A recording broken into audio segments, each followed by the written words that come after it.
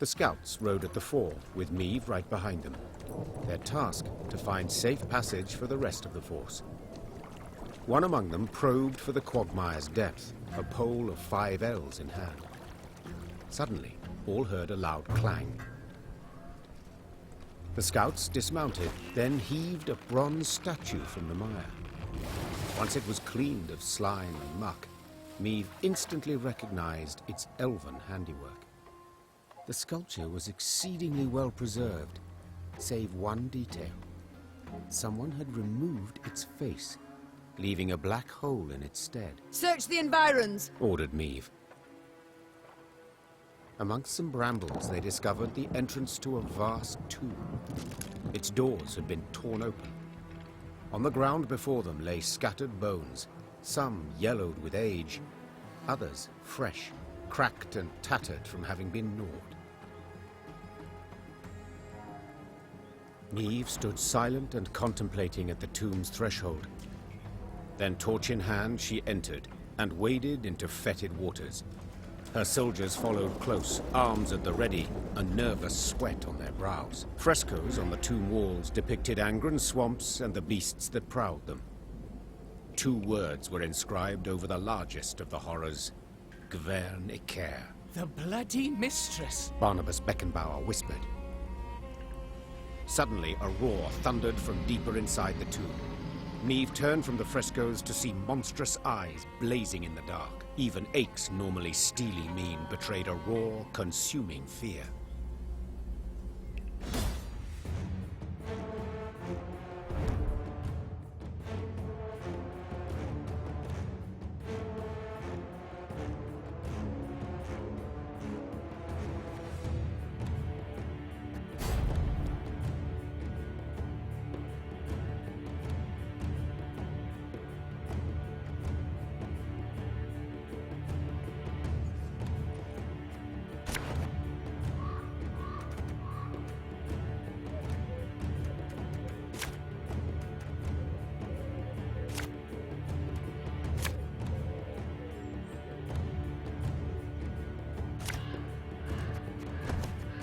to me!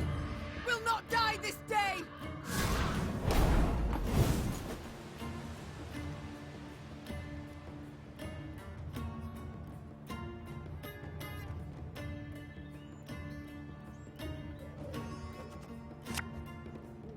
There's a time to reap, a time to sow, and a time to die.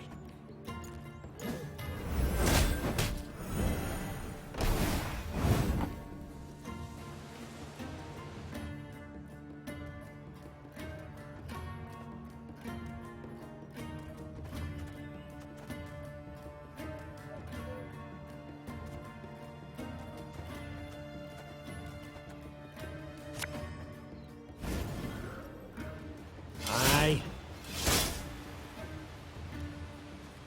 It's so dark and wet. Why is it everywhere we go it's dark and wet?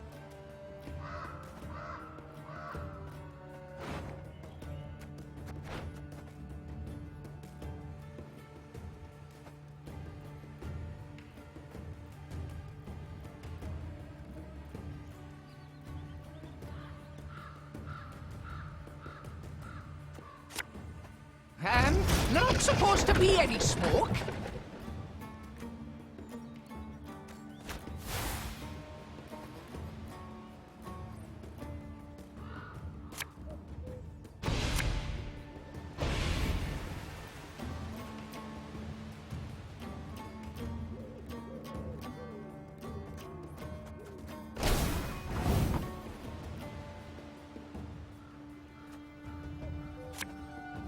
As you wish, my lady.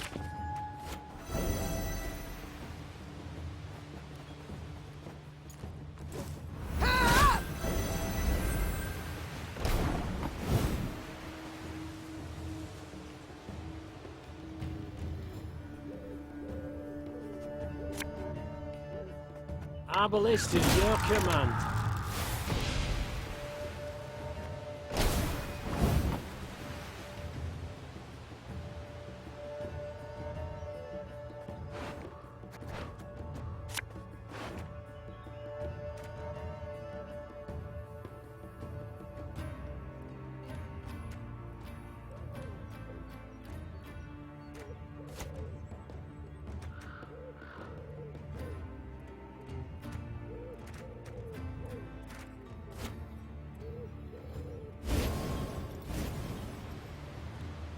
Death is only the beginning!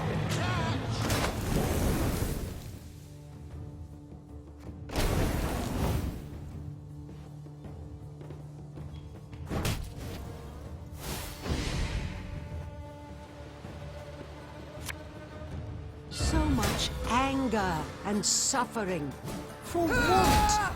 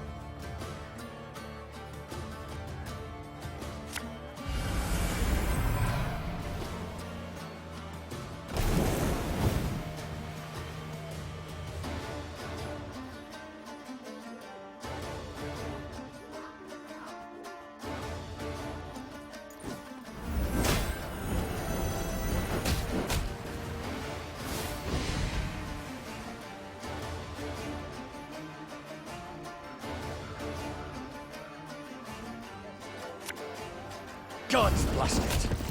My breast hurts. You sure about that?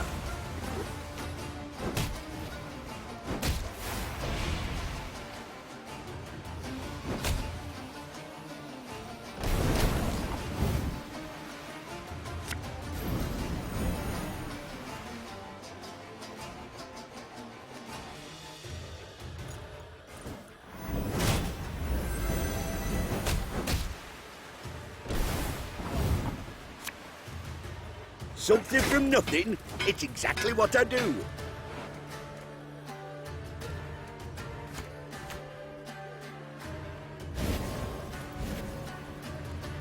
Once a helmet, he got a pot turned over.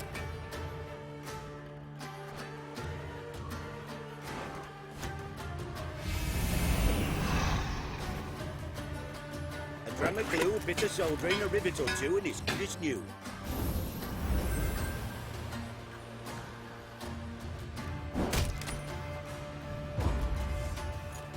I think that's the last of them. But keep your weapons at the ready. In her torch's feeble glow, the Queen examined the beast's corpse. She could not help but to shudder in disgust. Perhaps it's better She thought. that we faced it in the dark. At the corridor's end, they found a closed door. Before any could draw near, it opened with a crash. Beyond lay a circular room. Light shone through a hole in the chamber's ceiling, illuminating a stone pedestal and the sword that lay upon it, The air in here. It crackles with magic. whispered Isbel. Meve gripped the blade's hilt. A soothing warmth filled her arms and spread across her shoulders. Her tired muscles ceased trembling. Her fingers, stiff as sticks, relaxed. She brandished her prize, the air hissing as the blade sliced through it. She then nodded approvingly. The reward had been worth the risk.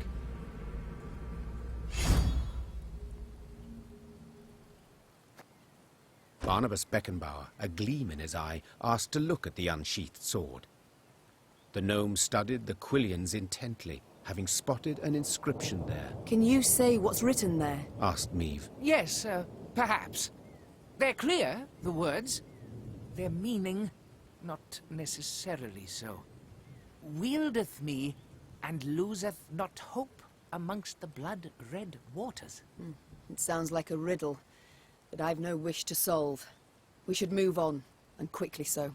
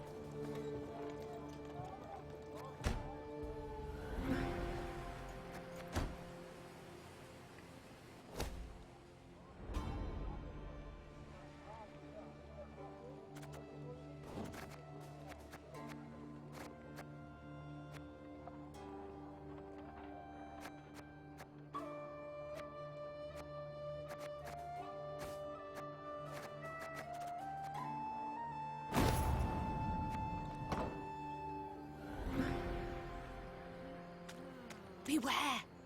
The bloody mistress despises those who kill her servants. Ugh, we're only winter here. Swamp would freeze over. Kill the skeeters dead. Milady, you've a tick behind your ear. Looks he's about to burst. Ugh, we're up. Beware!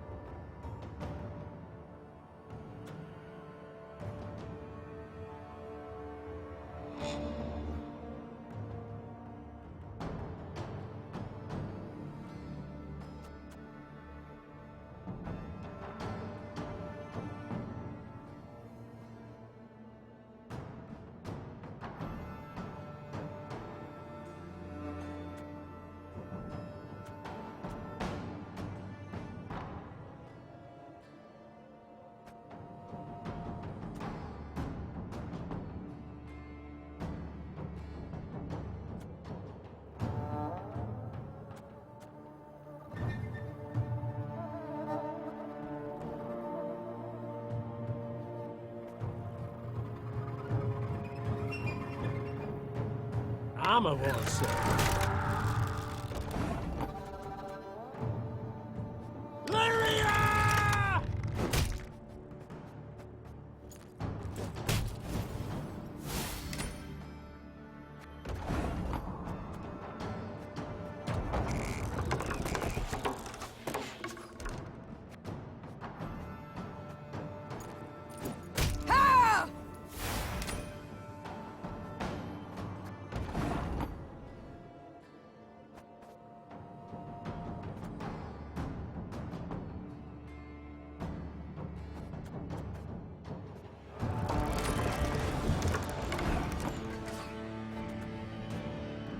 One man's battlefield is another man's ripe patch for harvest.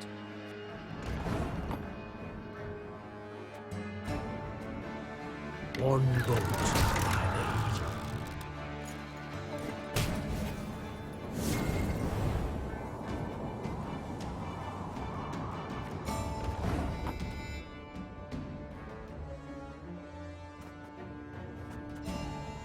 Give me a target.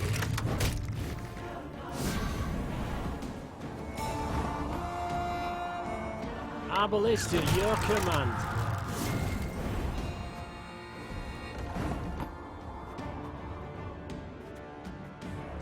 Armor won't save.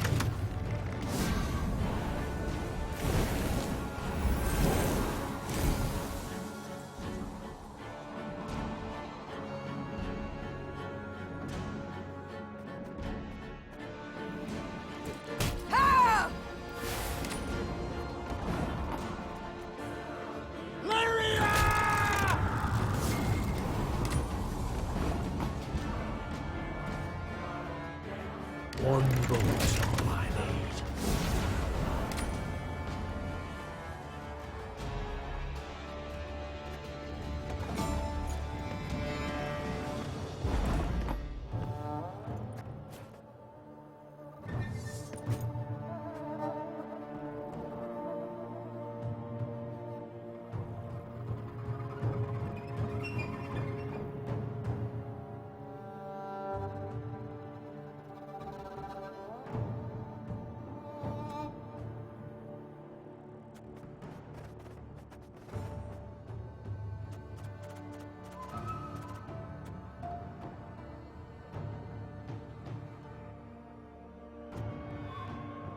One boat's all I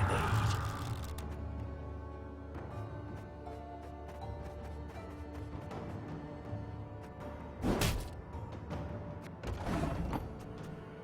Give me a target.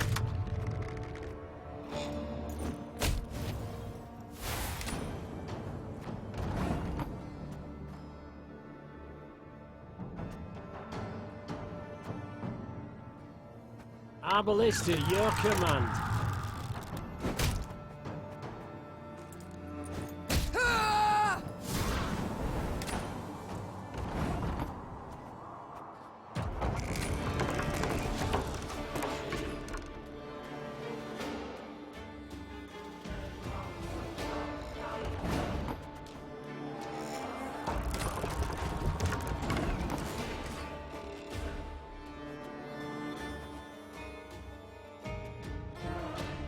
Armor won't save.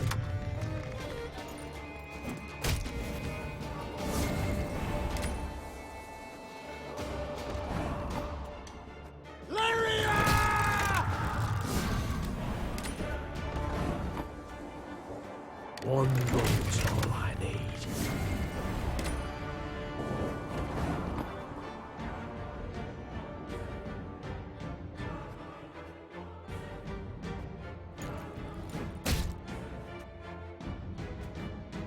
One man's battlefield is another man's ripe patch for harvest.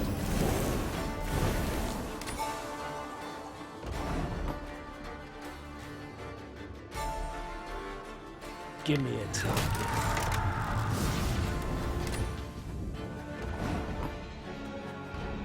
Our ballista, your command.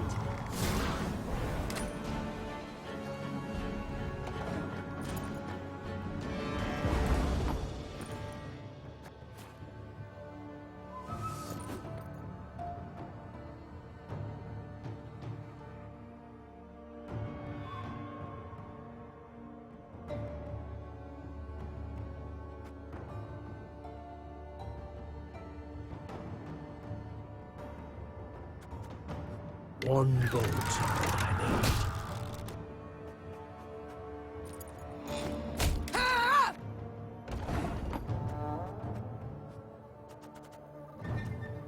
Give me a target.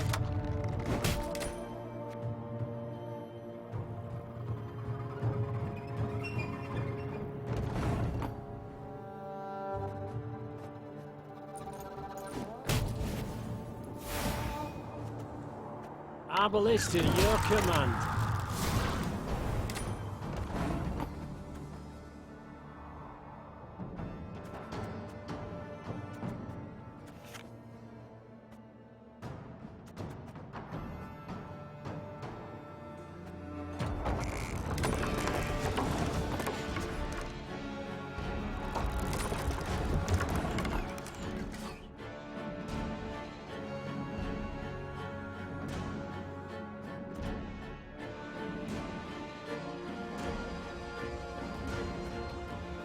Armor won't save.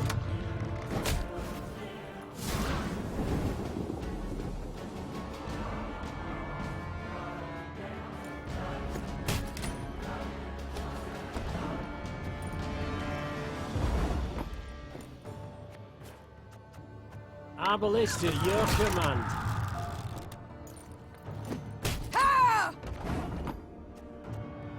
Armor won't save.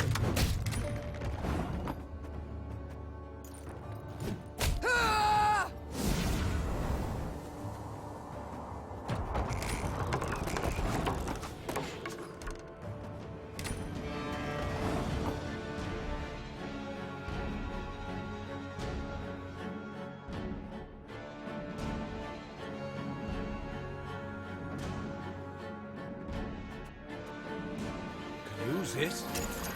Not sure if we'll watch it yet, but...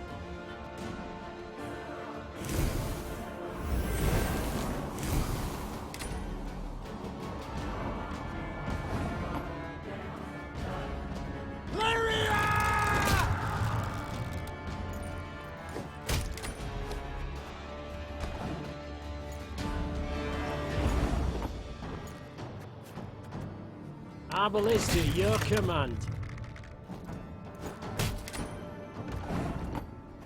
Armor won't save.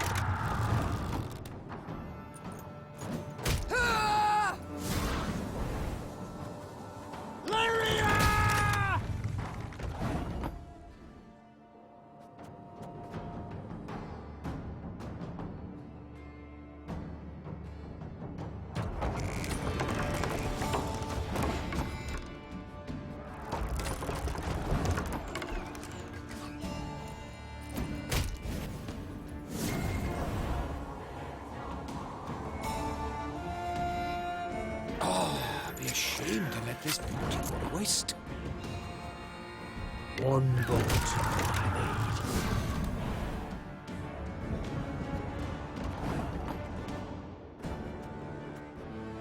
Give me a target.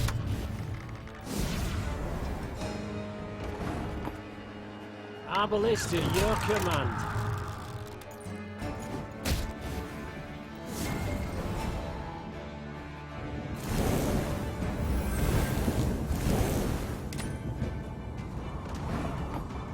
Armor won't save.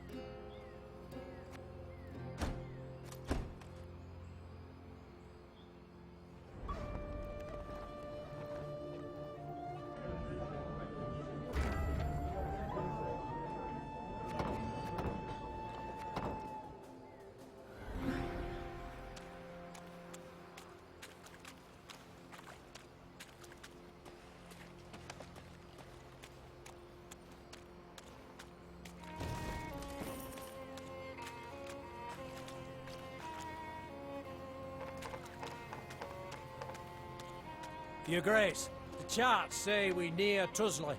Angren renders charts helpless to show the way, I fear. Soon we shall halt to sight our exact position. We will know then if our path is true. As you wish, Your Grace.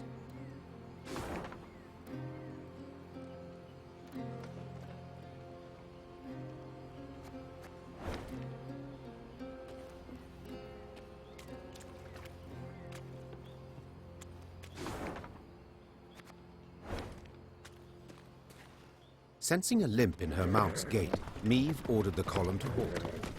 There was a thorn in her mare's hoof, burrowing deeper with every step. The horse whinnied and pulled her leg away, but Meve knew how to calm her. She stroked the mare's cheek, whispered slow words in her ear.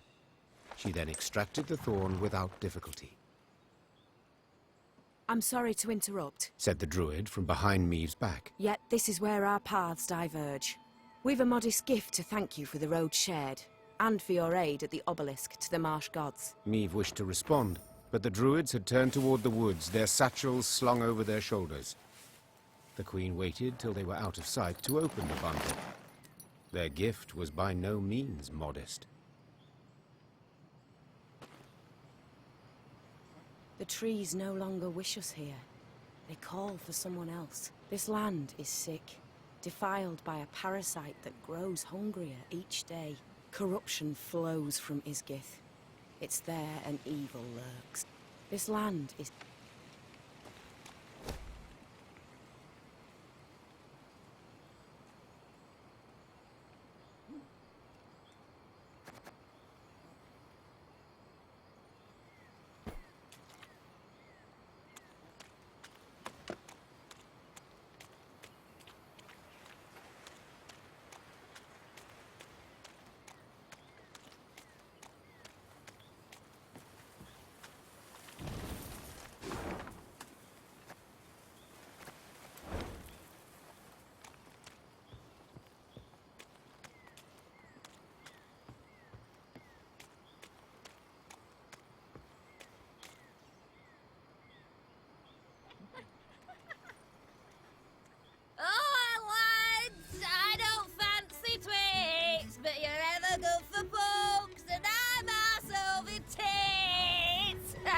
Meave and the horseman beside her exchanged a perplexed glance.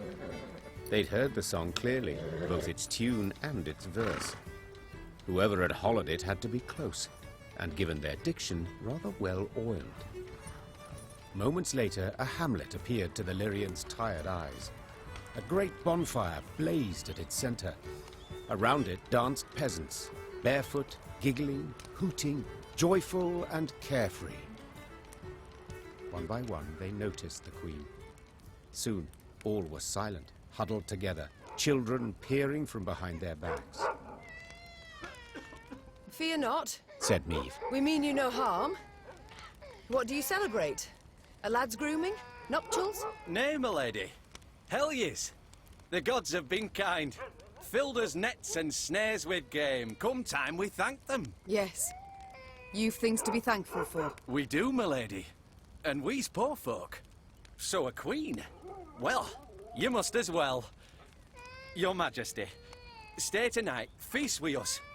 There'll be music and plenty of rum by the fire.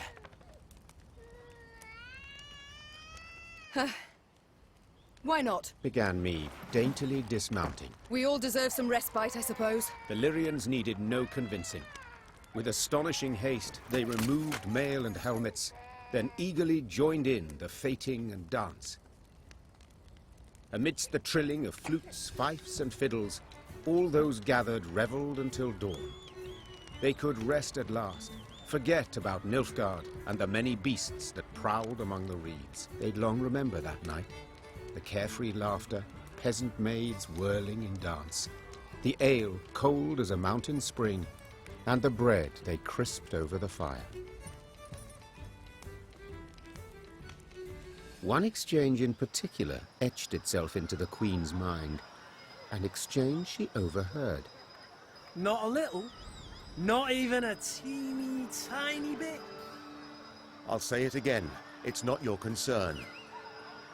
Of course it's not. Wouldn't be so damn curious if it were. So be it. Keep your silence. But those eyes like the summer sky, that hair like waves of grain. I see the way you gape. What do you two speak of? Your Majesty. Couldn't have answered that better myself. Who does Reynard gape at? Ha! The new ballista, what else? Ah, what a piece of work. Pure art, I say. Can't tear your eyes away for an instant.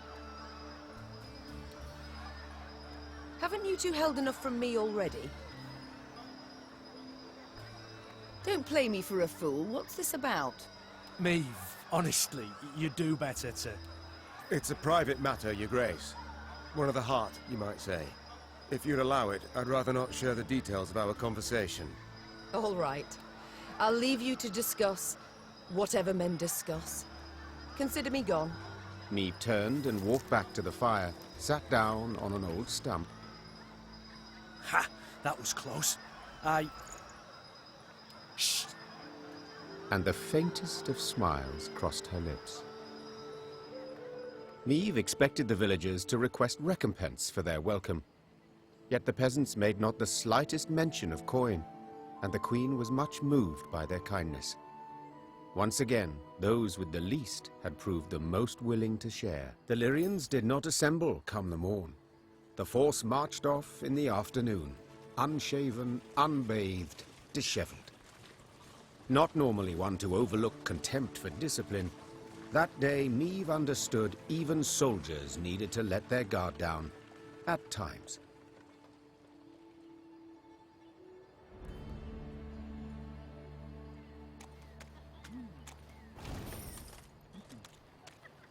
Admire, admire, ample harvest yield, for our mistress all meet be kneeled. Round my garden appeared an eager leech, and I offered a drink, ha! Round my admire, admire.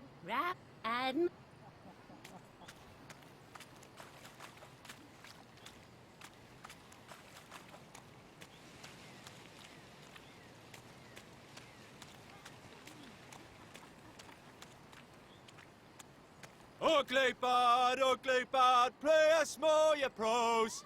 Sing again, we'll dance a bit, and then we'll fix your nose. Ugly bard, ugly bard, ugly bard, ugly bard.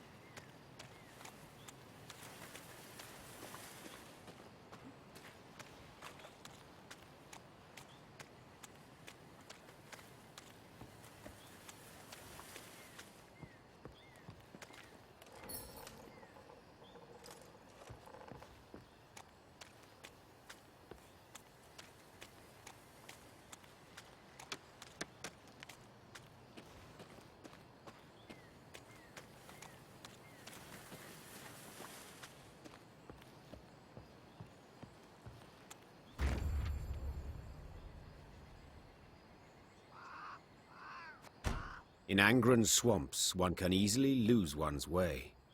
Thick fog fills the air, paths end without warning, dense thickets obscure the distance. The sole way to determine one's position is to climb a tree and peer out over the canopy. This duty fell to Meave's scouts, while the force halted below. During one such delay, Meave caught the words she'd longed to hear. Majesty! Tuzla Castle! Its tower! I see it! To her soldiers' astonishment, Meave cast off her gauntlets and started up the nearest trunk. She longed to see the castle for herself, but then she would know sweet vengeance was at hand. The climb proved tricky, as the trunk was slippery and the branches, run through with rot, were frail. Yet Meave showed herself to be skillful and spry. As a child, she had loved to scale trees, much to her governess' dismay. Meave looked out to see a mighty stone tower outlined against the horizon. Legend holds Tuzla Castle was to have had 3 such bastions. Yet King Ragbard, the fort's benefactor, had forsaken the effort when yet another stone transport simply sank into Angren's boggy roads. It was a moment of respite for Meave, a moment of quiet joy. She breathed and tasted air free of the bog stench. She took in silence undisturbed by the hum of mosquito swarms. And she relished her prospects. The coming battle against Caldwell. The soldiers stood exhausted and filthy, many with raspy coughs, all sick of the meager gruel. But with the command to advance, a new strength sparked within them. Their step was lively, a fire burned in their eyes, each hoping to spill Caldwell's entrails, then dash them upon the fort walls. Yet as they drew near the stronghold, perched atop a stone isle, their verve dwindled, enthusiasm waned. They had taken fortresses with thicker walls, taller towers, and manned by more men. Yet they'd never seen nor laid siege to a fort standing on land so ill-suited. To rush the bulwarks through waist-deep mud, was this even possible? Prove I was no fool to keep you at my side, said Meave, turning to Gascon and Reynard. A slaughter I must avoid. How will I do it? Your Grace, began Reynard. set our machines to sling boulders. At the west wall, it's weakest. 'Tis our best chance at a breach. Our men will need cover. added Gascon. Reeds we must harvest and burn. Smoke will cloak us, conceal us from the castle's defenders. Good. Agreed the Queen. Now get to work. Amidst billowing blue smoke, Lyrian footmen rushed through the breach wrought by Reynard's catapults. Though she had yet to forgive her companions, Neve had to admit they'd given her sound advice.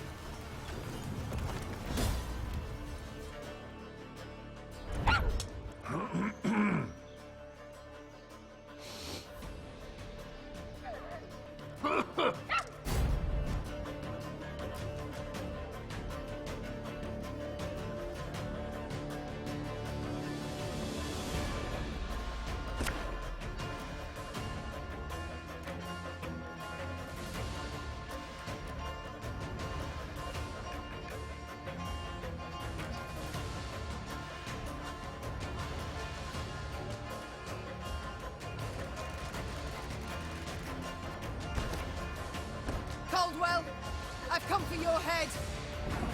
I knew you'd come. Your lofty pride presages another dramatic fall.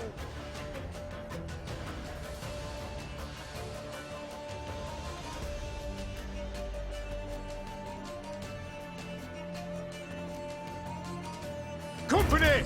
Forward! We must exploit the breach in their fortifications, Your Grace.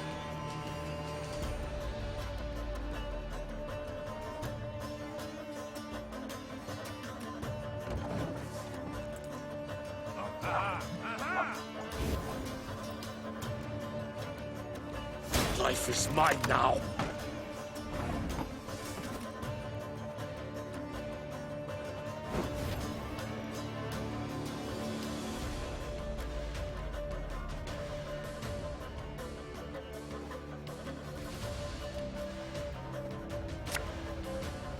Should have listened to me, old lady.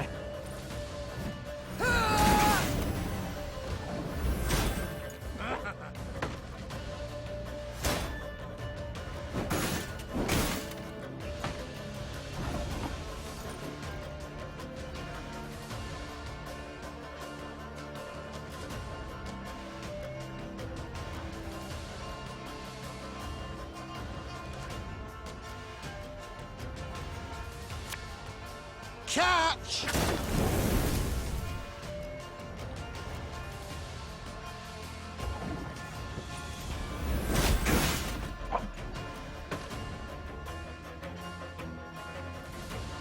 Wise choice.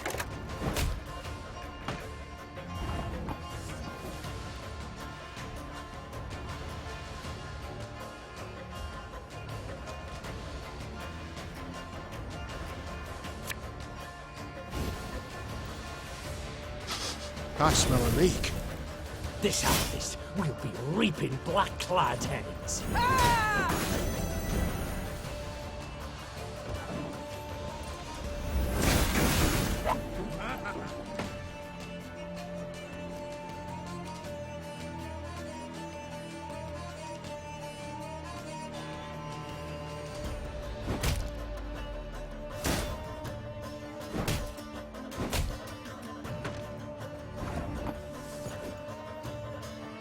And just when you thought things were about to... Archers shouldn't be any more trouble.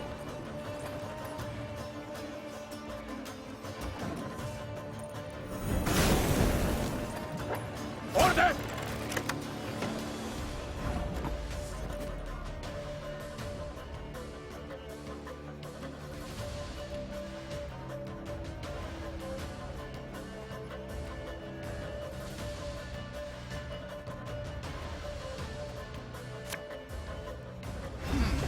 What? Oh, yes, I'm on it.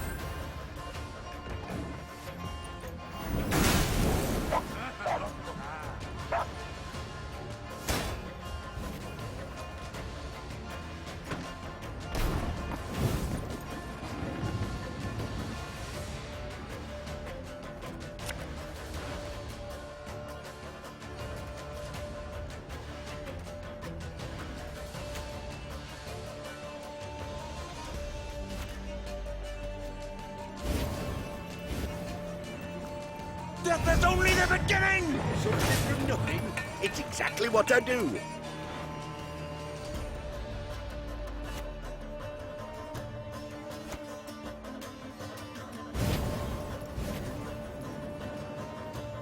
Oh, could murder a pint.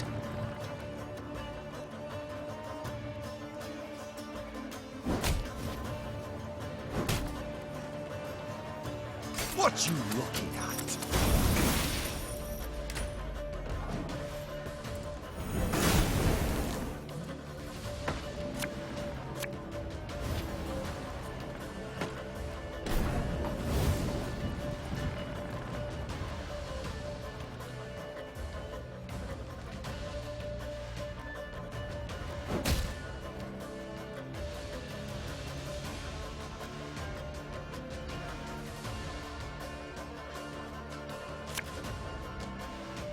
Greetings. What is it?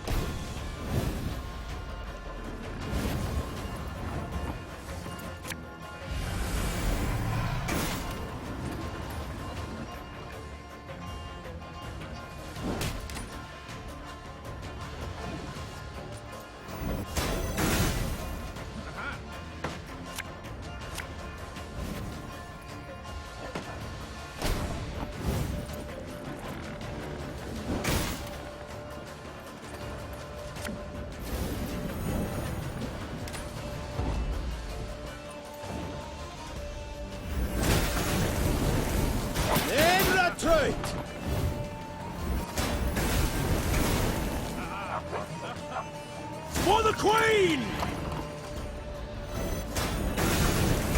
God save the Queen!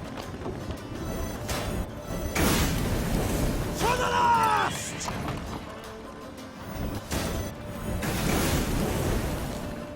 Yeah! No one touch him! The Count is mine!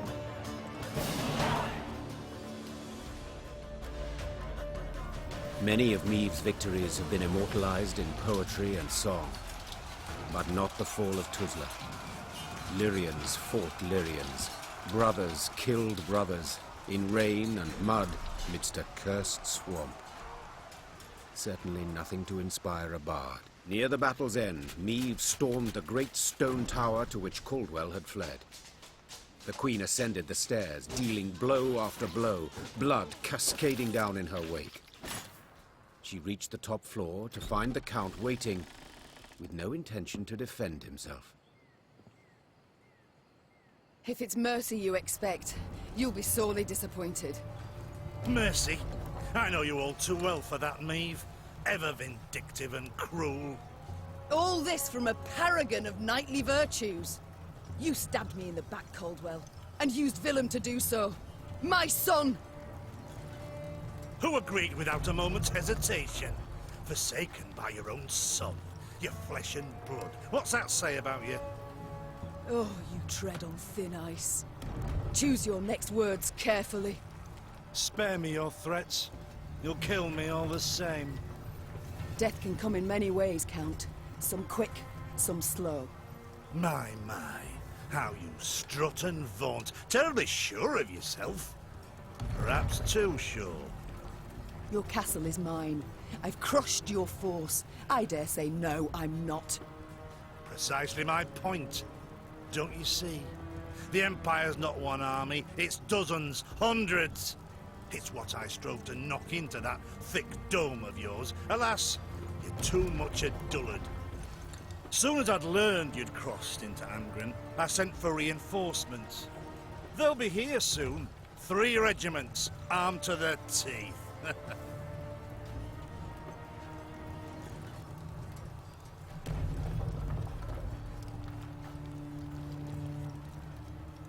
They'll find your corpse impaled upon a spike, while I'll be long gone. By which path, I wonder? But one bridge leads to Tuzla. As it happens, I ordered it raised as you laid siege. The swamps around the castle are too deep to cross. Try to rebuild the bridge, the Imperial troops will arrive before you can finish. Your men they'll slay as you watch, and then they'll wring your neck. I wouldn't be so pleased were I you. You won't live to see this outcome. I know that, but I take heart in the truth. Though the castle you've seized and will likely kill me, I've won. Outsmarted you, Maeve. Twice now. And you know what? 'Twasn't even that hard. With those words, with his arrogance and contempt, Caldwell had gone too far. The Queen gripped his shoulders, pushed. Caldwell stumbled backwards, then tripped out the window. A blood-chilling shriek filled the courtyard, then broke off abruptly. Now fool me thrice. Try. Maeve slapped the dust from her hands. The traitor had met a deserving end at last. Yet this was no time to revel in the Count's demise. If Caldwell had spoken the truth, the Queen and her army were in grave danger. Maeve's scouts quickly confirmed the traitor's claim. The bridge was indeed in flames, and Nilfgaardian regiments were advancing from the south. Now to confirm if there was truly no other route by which they could flee. The Queen ordered her men to ask the local peasants. One of their number, a stable hand who'd lived near Tuzla all his life, claimed a secret path led out the back of the stronghold. King Ragbard himself ordered it built. Had him drop great stones into its swamp, one after another, like beads on a string. Bitter water covers them, so you can't see nowt at start. Can make 'em out if you go proper slow, though. What is it? The stones, they lead to Isgith. And there, my lady, lurks an evil worse nor any black-clad army. What? A beast of some sort? Some say beast, others god. Gurnikora, they call her. And you'll yet see, my lady. Isgith shines red with your blood. A silly tale to frighten children, Maeve thought at first. Then paused. For something about the man's voice made his every word believable. None too encouraging, yet preferable to certain death. Tell me, from Isgith, will we reach the banks of the Yaruga, near Red Lobendon, perchance? Aye, your majesty. You need but head north. And pray all along the way. Soon, Maeve stood where the stable hand had said she should, at the edge of a vast marsh. Carefully, she dipped a foot into the broth and probed for solid ground. Sure enough, she found stone. One cautious step, then another. Maeve slowly strode off towards Isgith.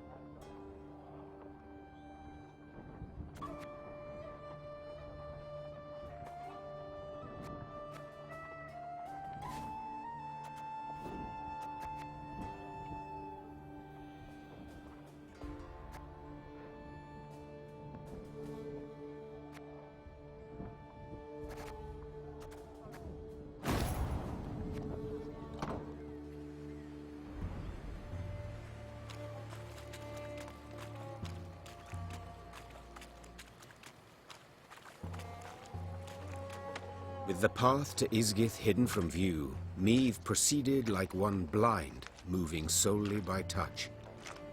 With each step, she could not know if she would find rock or plunge beneath the black water's surface. The Queen's soldiers followed single file, carefully mirroring her every move. The Lyrians, near the end of their strength, got lucky when a light breeze dispersed the fog to reveal dry land. The Queen let out a sigh of relief. At last. Meve kicked off her boots to empty them of water and mud, then promptly screamed. Her legs were in leeches, slimy, bloated leeches. Ignoring the pain and trickling blood, she frantically tore them from her legs, wishing to be rid of them. Having plucked the last parasite from her calf, Meve grabbed her boot to crush the bloodsucker beneath her heel. Yet it had already slithered off. She spotted it on the trunk of a birch where, like a very fast snail, it was climbing. What the devils? But Meve's words caught in her throat. Leeches and ticks in the dozens dangled from the tree's branches. Some were so gorged on blood that their skin was translucent and on the point of bursting. Meve had some difficulty muting the urge to retch. The Queen stepped back, finding it hard to believe what hung before her eyes, confused as to what it all meant.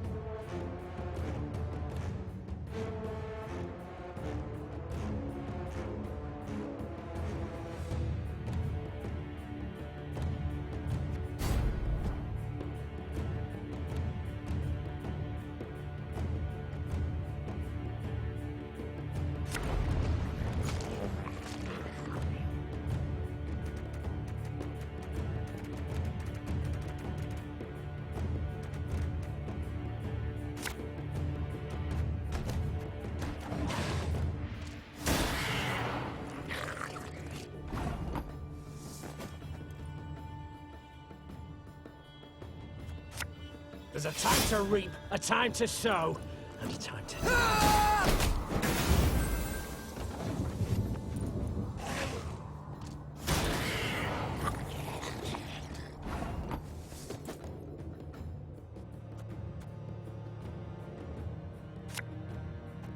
Oh, Lady Margarita told us of this.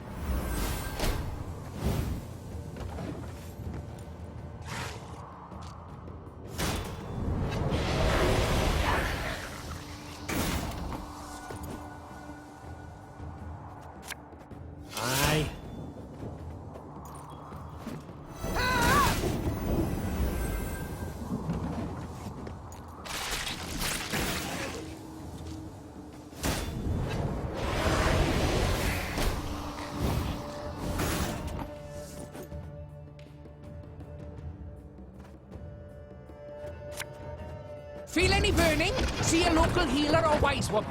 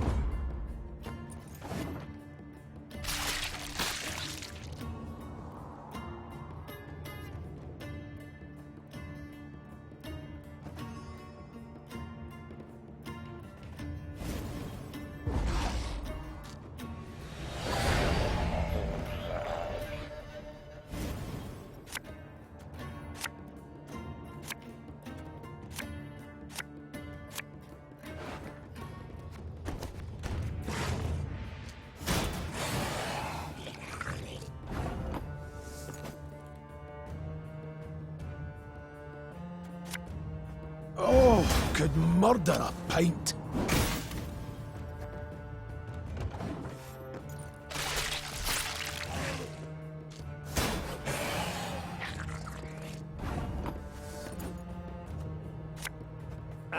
Should have listened to me, old lady.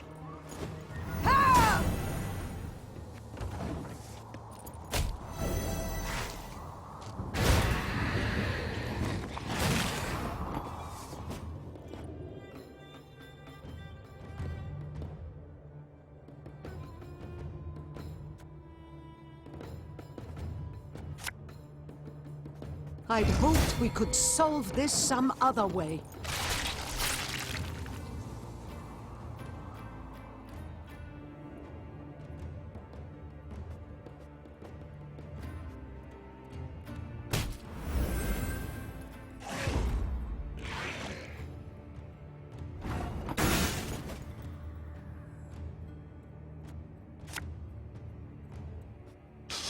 I smell a leak.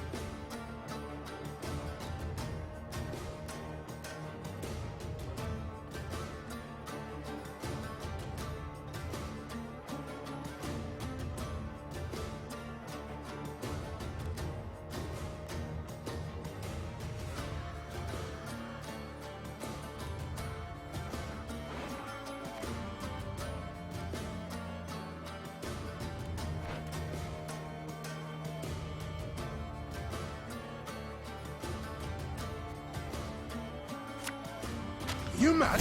Don't shake that!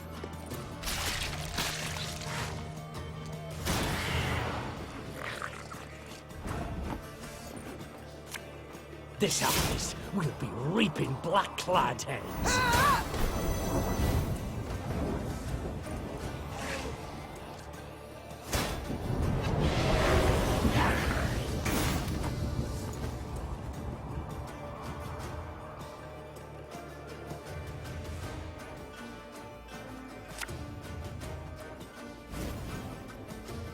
My spirit's willing and how, but these damn boots are killing me.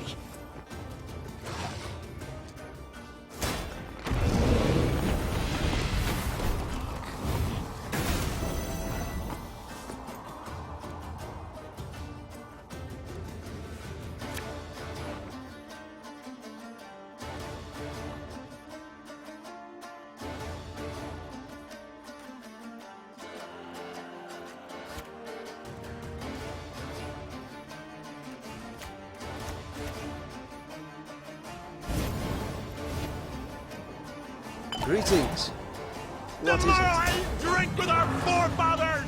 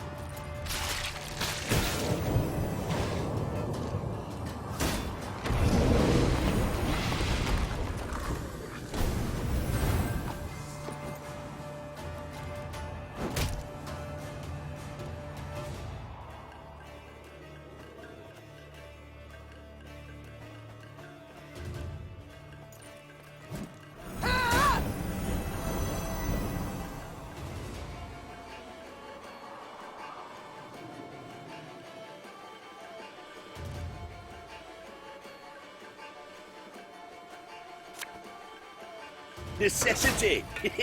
Invention's mum.